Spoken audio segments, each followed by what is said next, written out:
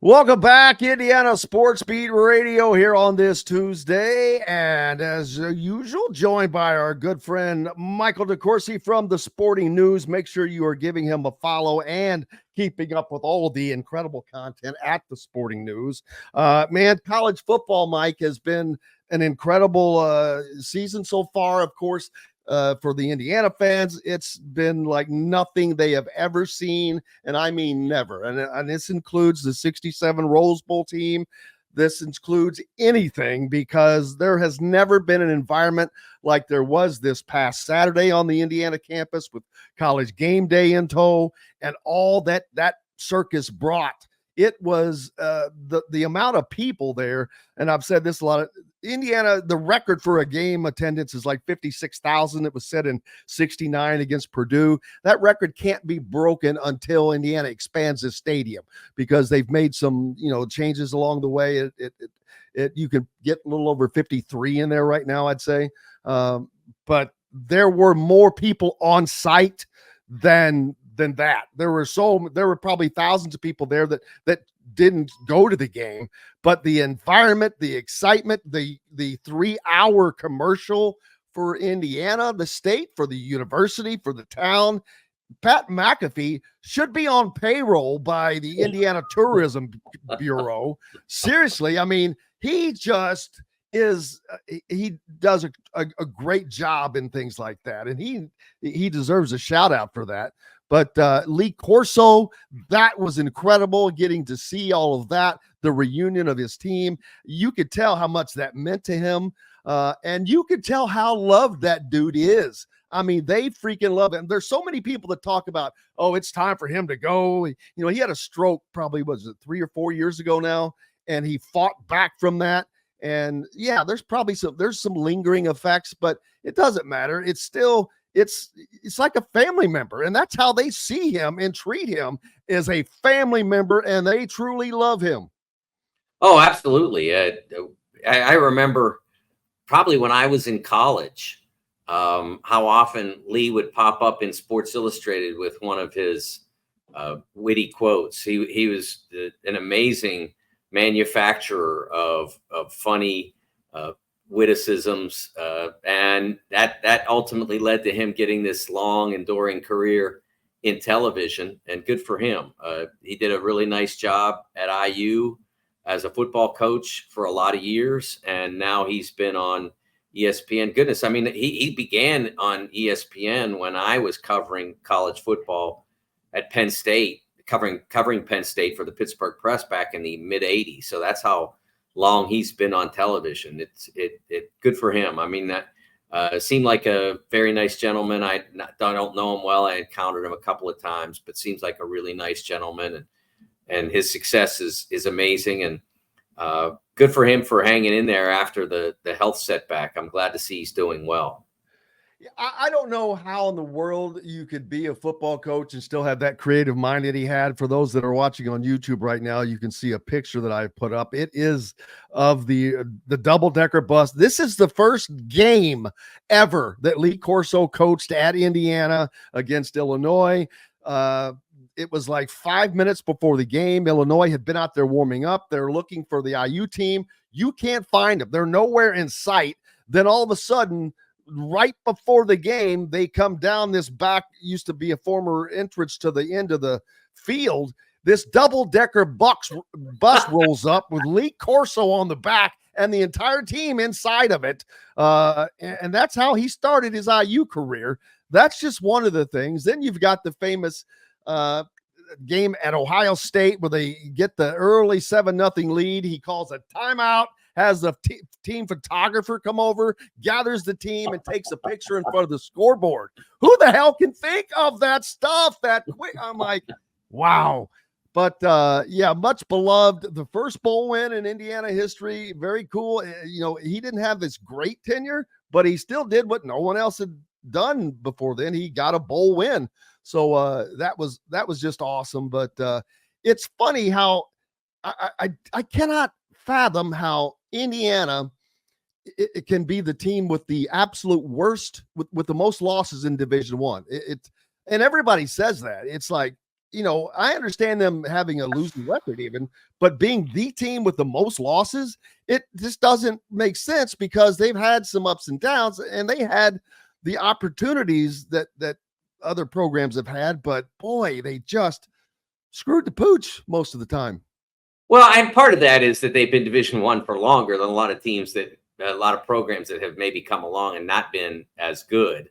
But it's not been a football school for a very long time. It's been a basketball school. And that's kind of what makes moments like this extraordinary. And it's what I've been promising so many for so long, that if we went to a real playoff, and we finally have that this year, that it would open the door for moments like this. Because again, what makes this special is not just that Indiana has this great start. That's special. Don't get me wrong. But what makes it special is that those who follow the team and those who cover the sport look at that and say, well, they're not just going to wind up in El Paso or whatever playing in the Sun Bowl. They got a shot to play real games in late December and January. And that's what makes it extraordinary. That's what makes everybody so invested in this. And to a lesser extent in the Pitt story, to a great extent, and maybe even a greater extent, into what will happen Saturday at noon in University Park, Pennsylvania, between Penn State and Ohio State. Penn State can take a huge step toward playing in the national championship tournament, to winning, toward contending for the Big Ten title. And Ohio State could fall out of this. I mean, they could be on the precipice of not playing in the postseason or in the tournament if they fall at State College, University Park on Saturday. So, I mean, that's what makes this so exceptional. And I think it's helping to engage the Indiana fans, because they know that, it's cool to be undefeated. But if you lose that one game, now you're just playing in a bowl game. And bowls are nice and fun, whatever, but they don't mean anything. And that's why players sit them out, and coaches who leave for other jobs say, okay, I'm going to go recruit. But the national championship tournament, the college football playoff, 12 teams, you win your conference you're in, all of that. If you do that, if you get yourself in position for that, your games are going to matter. And that's what adds that extra juice to what IU is doing this season. And I have no doubt that what we saw on Saturday and what we've seen on 7, 8 Saturday afternoons now is energized by that reality, that the games, if the Hoosiers keep winning, if the Hoosiers maybe only drop one, or maybe who knows, maybe even not any. Mike, I'm going to be honest with you. Now, I've changed my mind. I think that Indiana is a better team when completely healthy with Kurtis Rourke. I think that they're better than Ohio State.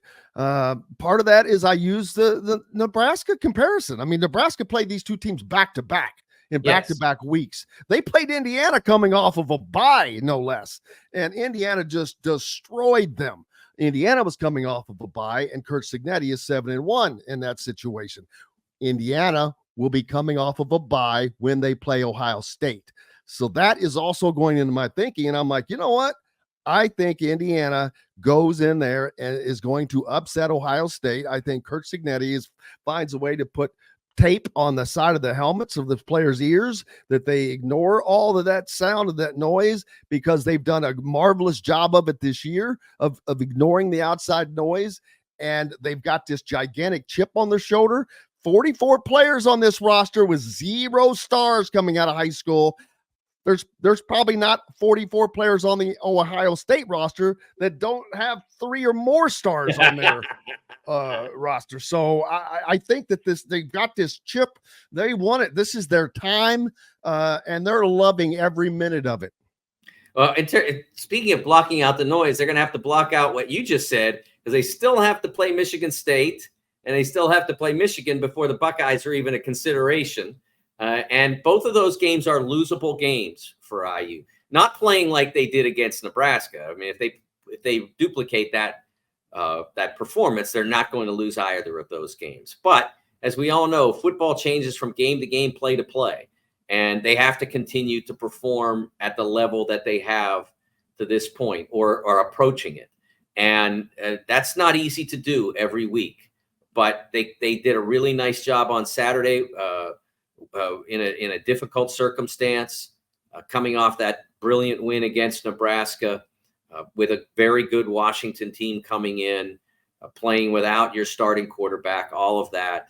And they were able to perform at the level necessary. So you have to like everything about what's happening. And I think although I won't go as far as you in terms of that Ohio State game. Most people are smart enough not to. But I will say that what that Nebraska performance against Ohio State did was say, well, they certainly aren't nearly as far out of reach as once seen. They aren't Ohio State, I think, is still a very good football team and has the potential to be an excellent football team.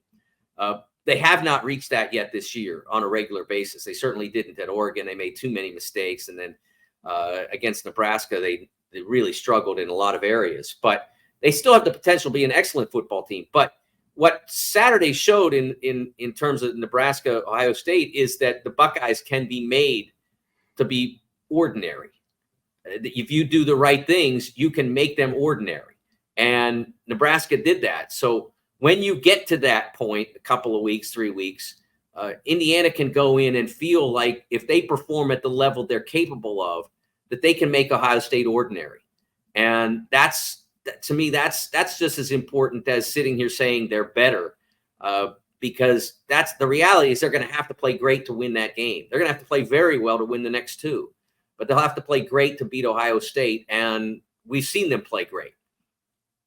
Absolutely. And expect that to continue, especially if they get Kurtis Rourke back, like it is the tea leaves are starting to blow in that direction.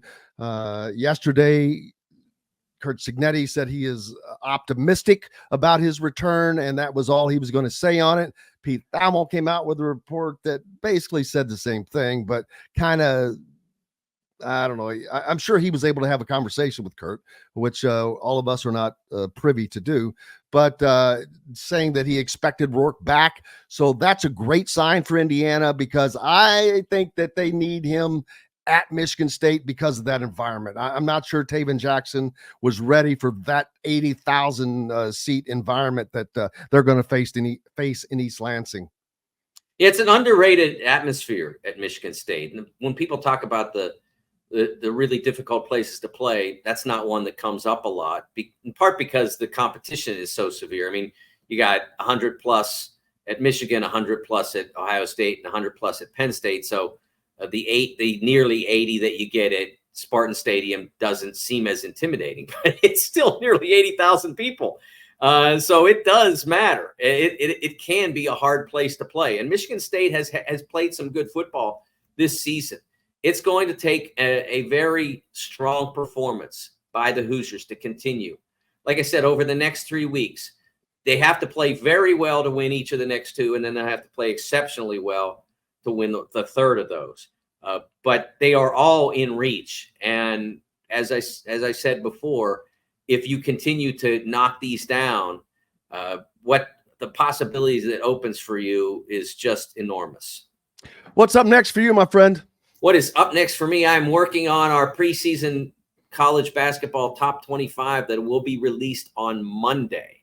As the opening of college basketball season comes earlier and earlier every year, Monday of next week, the day before Election Day, we'll be hooping, Jim. Hard to believe, but we're back. Well, we just had an exhibition with Indiana and Tennessee getting a win on the road. And I know it's an exhibition game, but I don't think anybody cares. That was number 12 Tennessee, and it was a top 20 matchup in number 17 Indiana, and they go there and get the road win. May not have been pretty. It definitely was not pretty from a shooting standpoint, but we've got a taste. We got a taste of it. I think that was a really nice performance to be able to go down there and win. Tennessee lost a lot from last year's Elite Eight team. Dalton Knecht is playing for the Lakers now. Toby Awaka transferred out.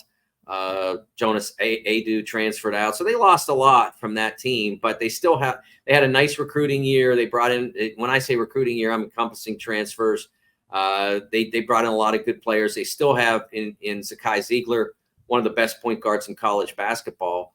And to be able to go down there and get a W, certainly, even though it won't add to their NCAA tournament resume, I think Indiana can feel really good about where they are as they begin and a very important season, a season in which they have some, maybe not, maybe when you look at it today, you don't feel like the possibilities are as great as the football teams, and who ever thought we'd say that, but they are, but there are significant possibilities out there. I was asked by a Kentucky writer, what I expect from the Wildcats this year. Could they be a Final Four team? And I said, think about this. Last year, Alabama played the most difficult non-conference schedule in college basketball and got smashed by almost every good team they played. But then they recovered from that, went 13-5 in the SEC, and then played really well in some crunch moments in the tournament, and they're in the Final Four. So, IU can certainly look at where they stand with what they have and say, why not us? Absolutely. Why not? And why not? Mike DeCourcy from the Sporting News. Thank you, brother. I appreciate you as always. See you next week.